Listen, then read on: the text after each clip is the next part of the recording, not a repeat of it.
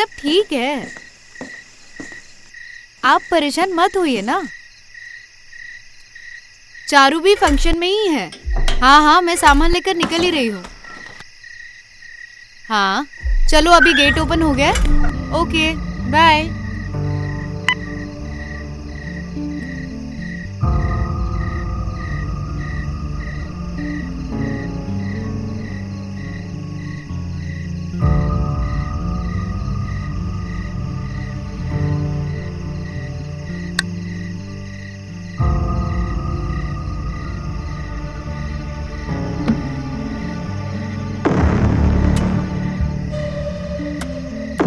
कौन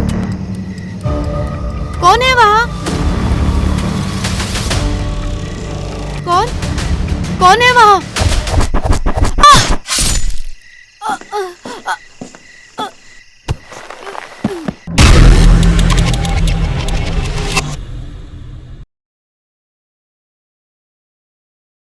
कहते हैं तूफान के आने से पहले एक सन्नाटा होता है।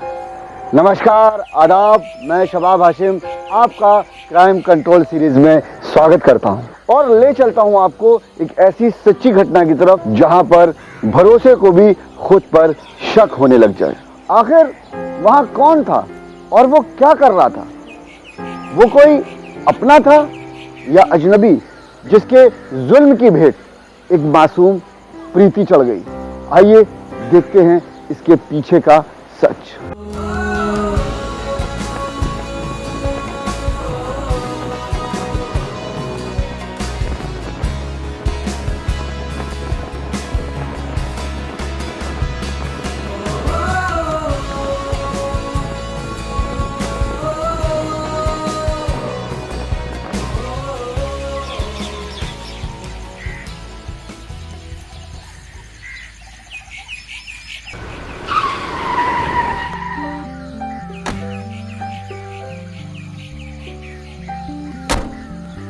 नमस्ते भाभी। खुश रहिए। और छोटी कैसी है? मेरा भाई। क्या साहिल, कितना दुबला गए हो? पढ़ाई पे ही ध्यान देते थे क्या? लगता है बिल्कुल भी सेहत पे ध्यान नहीं दिया आपने, है ना? क्या करूं भाभी, वहाँ पर आपके हाथ का खाना नहीं था ना इसलिए। लेकिन अब आ गया हूँ ना, अब मैं यहाँ से खूब मोटा होकर जाऊंगा। और भैया स्टडी कैसी चल रही है? Perfect. You know I was the topper last semester. ये तो है। ओह वाह। सीखो कुछ। लेकिन नहीं, तुम्हें तो उन कबाड़ी दोस्तों के साथ घूमने से फुर्सत मिलती नहीं है। सुधर जाओ, अभी भी वक्त है, वरना एक दिन बहुत पछताओगे। क्या अभी? बस कीजिए ना। देखिए विशाल बहुत समझदार है, वो समझ जाएगा। अभी बहुत वक्त है। बस इसीलिए इसका दिमाग खराब है। छोड़िए ना भैया। भाभी मुझे ना बहुत भूख लग रही है, कुछ दीजिए ना खाने को। हाँ चलिए, मैं आप लोगों के लिए खाना लगाती हूँ। अच्छा आप लोग चलिए, मैं सामान लेके आता हूँ। हाँ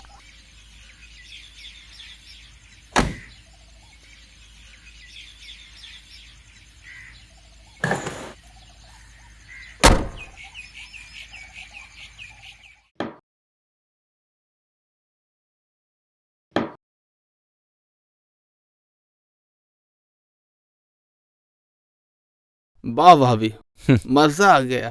आपने ना बहुत टेस्टी खाना बनाया है। सब आपके ही पसंद का बनाया मैंने साहिल। थैंक यू ये सो लीजिए, मच भाभी। और लीजिए। हाँ जरूर और दीजिए ना। अच्छे से खाइए। जरूर। विशाल, विशाल कहाँ गया? विशाल भैया शायद अंदर ही नहीं आए। अंदर नहीं है? मैंने बोला था ना आपको, मत बोला कीजिए। देखिए खाना भी नहीं खाया उन्होंने, पता नहीं कहाँ होंगे। मुझे पता है वो कहाँ होगा। मैं अभी आया। भैया खाना तो खाइए। मैं विशाल को लेकर आता हूँ। अभी तुम लोग खाना खाओ। ठीक है।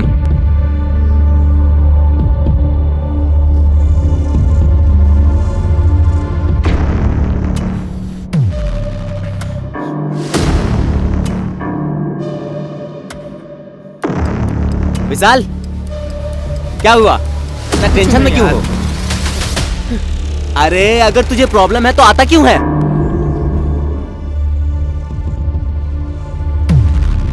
ये क्या हो रहा है ये सब? मुझे पता था तुम यहीं मिलोगे अपने आवारा दोस्तों के साथ। भैया मैं क्या भैया भैया? कितनी बार तुम्हें समझाया ना मैंने कि तुम इन लोगों के साथ मत रहा करो। आज से तुम बाहर नहीं निकलोगे, समझे?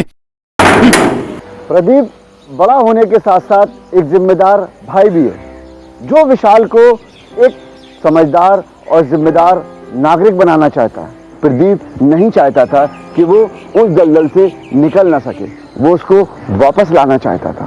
क्या विशाल प्रदीप को समझेगा या सिगरेट की धुएं की तरह खुद को उड़ा देगा? सीखो कुछ, लेकिन नहीं, तुम्हें तो उन कबाड़ी दोस्तों के साथ घूमने से फुर्सत मिलती नहीं है। सुधर जाओ, अभी भी वक्त है, वरना एक दिन बहुत पछताओगे।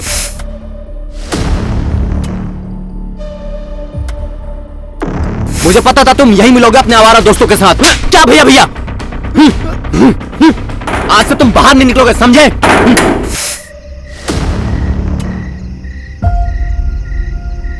विशाल, आओ खाना खा लो। विशाल, चलो खाना खा लो। अपने भाभी की इतनी सी बात नहीं मानोगे तुम? ये लो। अपने भैया की छोटी छोटी बातों को लेकर इतना माइंड क्यों करते हो तुम?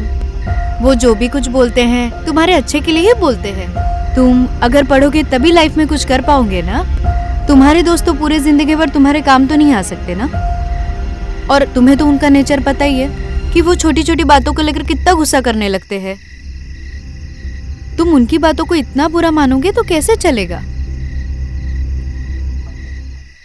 मैं ये खाना यहाँ पर रख के जाती हूँ, तुम इसे खा लेना। और अगर किसी भी चीज की जरूरत होगी तो तुम मुझे आवाज दे देना, ठीक है?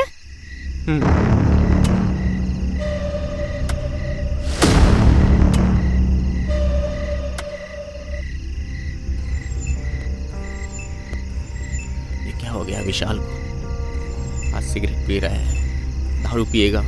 कैसे समझाऊं मैं इसे? ये उम्र होती है तरक्की करने की, लेकिन ये अपने आवारा दोस्तों के साथ कैसे उनका साथ छुड़वाऊं मैं? कुछ अच्छा करे, समझ में नहीं आ रहा है मैं क्या करूं। दिन प्रतिदिन और बिगड़ते जा रहा है, कुछ तो करना पड़ेगा मुझे। क्या हुआ प्रदीप, आप सोए नहीं अभी तक? प्रीति, आप कब आई यहाँ? आप क्या सोच रहे हैं? किस बात को लेकर इतने परेशान हैं? मैं समझाऊंगी विशाल को, वो धीरे धीरे समझ जाएगा। और वो अब बच्चा नहीं है, वो बड़ा हो गया, वो बहुत समझदार हो गया है, वो जल्दी ही समझ जाएगा।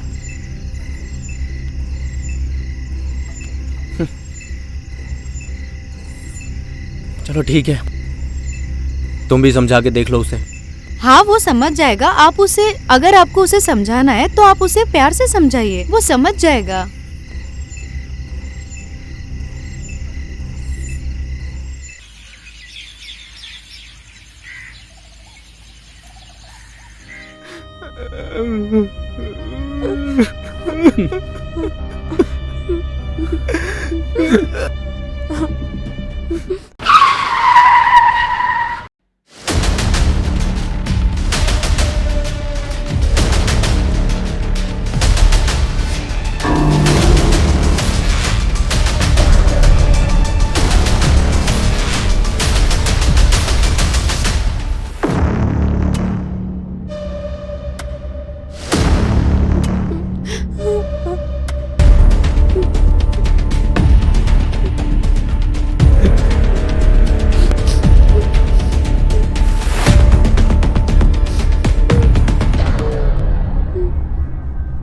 Aarti, yes sir.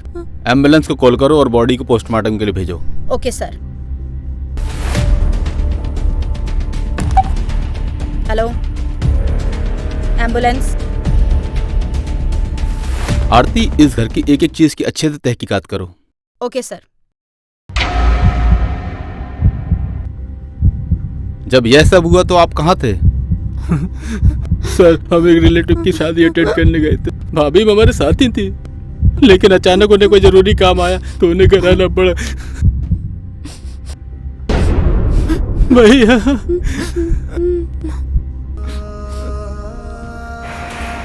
भैया देखिए ना क्या हो गया।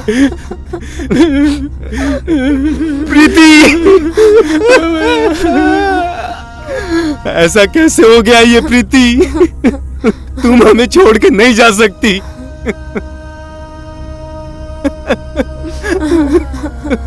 देखिए मिस्टर प्रदीप, संभालिए अपने आप को।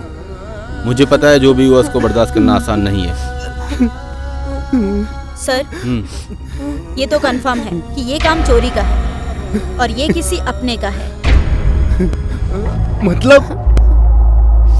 मतलब ये कि देखिए जरा कमरे को, बल्कि घर को।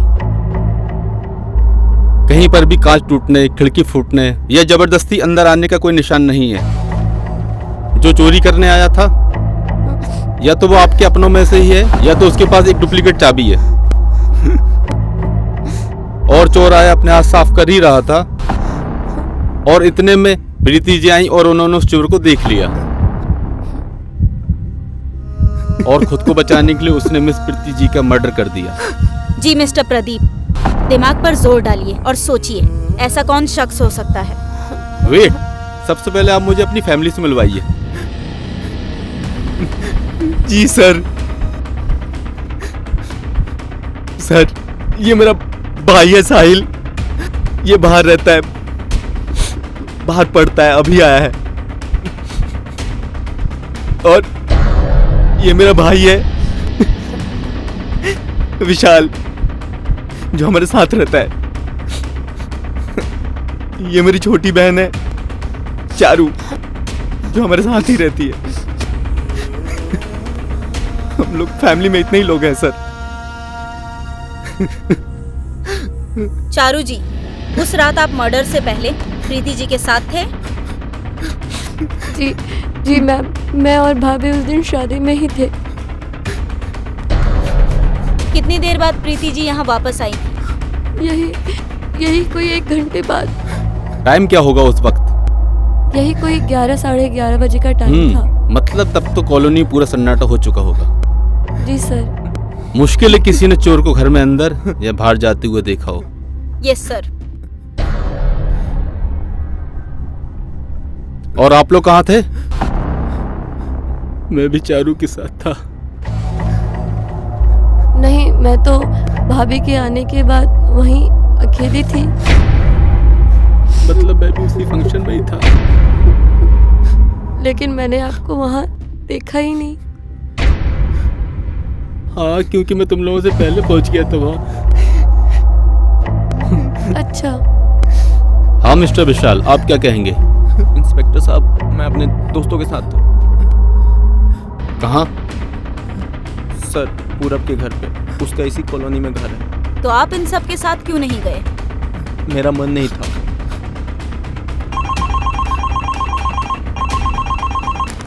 तो आप इतना घबरा क्यों रहे हैं? घबरा नहीं रहा हूँ, सच बता रहा हूँ मैं।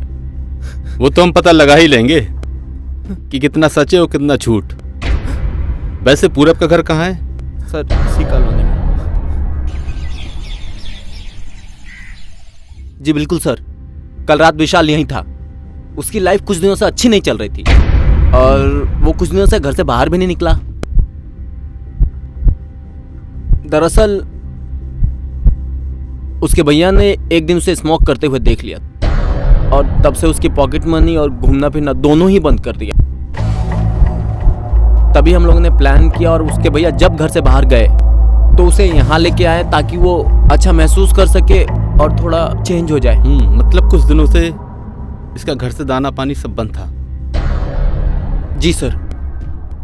और वो घर से भी नहीं निकला था। जी। ऐसे में तो कोई भी पागल हो सकता है। अच्छा याद कीजिए, आपने विशाल में कुछ अजीब बात नोटिस की हो कुछ दिनों में? कुछ अजीब सा बिहेवियर आपने फील किया? कुछ ऐसा जो आपको नॉर्मल ना लगा हो? कुछ भी याद कीजिए। हाँ, एक दिन वो अचानक पार्टी में से कहीं बाहर चला गया। कहाँ? कुछ तो बताया होगा उसने। नहीं, बस वो उठा और बोला अभी आता हूँ और बस चला गया। टाइम क्या हुआ होगा उस टाइम पर? यही कोई 11 साढ़े 11 बज रहा होगा। सर, ये तो मैं भी वही सोच रहा हूँ जो तुम सोच रही हो। चलो देखते हैं शादी कैसी रही। जी।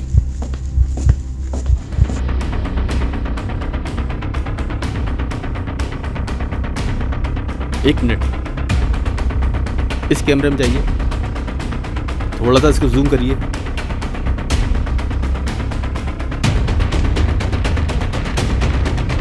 बस बस बस बस, फिर से आप रिवर्स करिए इसको। ओके।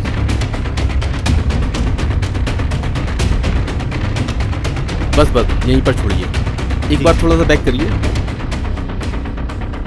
इसको थोड़ा शार्प करिए इमेज को। Very good. मैंने बोला था ना वो आया ही नहीं। इसका मतलब वो झूठ बोल रहा है हम लोगों से। जी।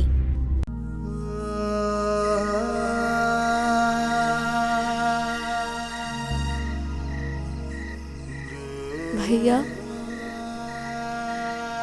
चलिए ना, खाना खा लीजिए। बेटा आप खा लो, मुझे भूख नहीं है। कल से आप लोगों ने कुछ भी नहीं खाया है। मैंने अपने आप से वादा किया कि जब तक प्रीति के कातिल को सजा नहीं मिल जाती मैं खाना नहीं खाऊं। प्लीज भैया चलिए ना, खाना खा लीजिए। आपका गुनहगार हमें मिल गया है प्रदीप जी। आप खाना खा लीजिए। अब फाके वो करेगा। मतलब ये कि हमारे हाथ कातली गर्दन तक पहुंच गए हैं, और कातली गर्दन इतनी पतली है उसे मैं आराम से दबोच सकूं। खड़ा हो जा। भैया ये क्या कर रहे हो आप? भैया वही जो एक कातिल के साथ करना चाहिए। नहीं, कातिल? यस मिस्टर प्रदीप, आपका भाई आपकी बीवी का कातिल है।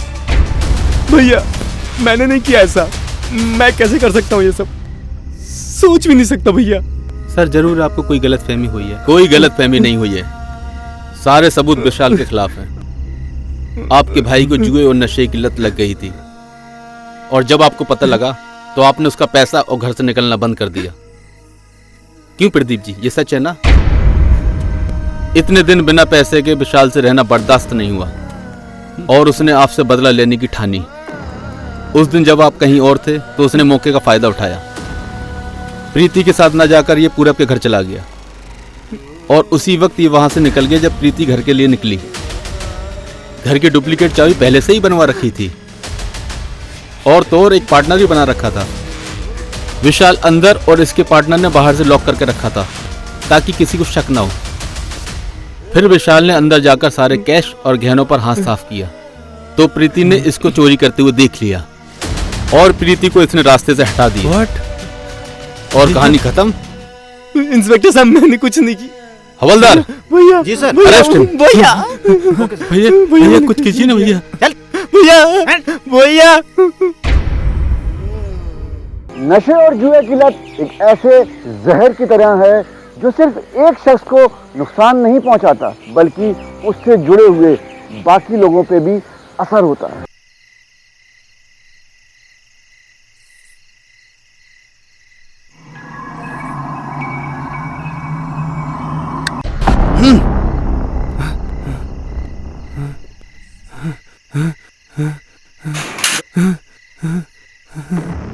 अरे मुंह दिखाई तो करवा के जाओ।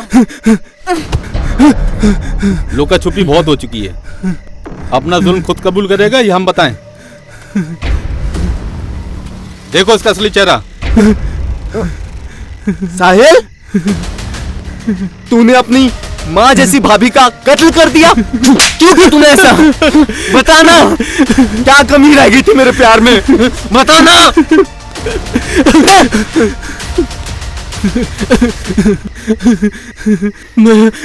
मैं छुट्टी बनाने नहीं आया था। मुझे कॉलेज से रस्टिकेट किया गया था। मुझे वहां पर जुआ खेलने की कई बार वार्निंग मिली थी। मैं बार बार कॉलेज से भागकर जुआ खेलने चाहे करता था, इसलिए मुझे निकाल दिया। मैं यहाँ पर भी जुआ खेल रहा था। एक दिन मैंने लालच में बड़ी बाजी लगा दी और मैं हार गया। मैं बस यही सोचता रहता था कि कैसे इतना बड़ा उधार चुकाऊंगा, वरना वो मुझे मार डालते। उसी रात आप कहीं बाहर जा रहे थे तो उसी दिन मैंने मौका देखा, और उस दिन बाकी सबके फंक्शन से जाने के बाद मैं भी निकल गया, और थोड़ी देर बाद अपने एक फ्रेंड के साथ रिटर्न आया। मेरे पास डुप्लीकेट चाबी थी, तो मैं अंदर आ गया और फ्रेंड ने बाहर से लॉक कर दिया, इसलिए किसी को शक ना हो। मैं अंदर जल्दी जल्दी सामान समेट ही रहा था।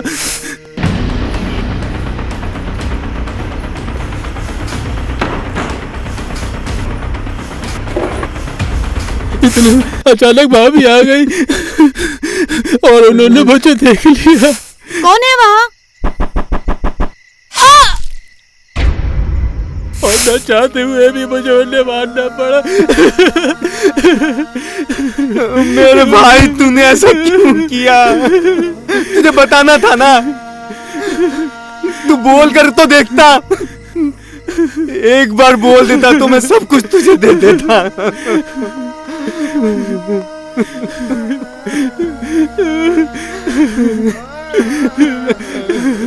इंस्पेक्टर साहब ले जाइए इसको। चल।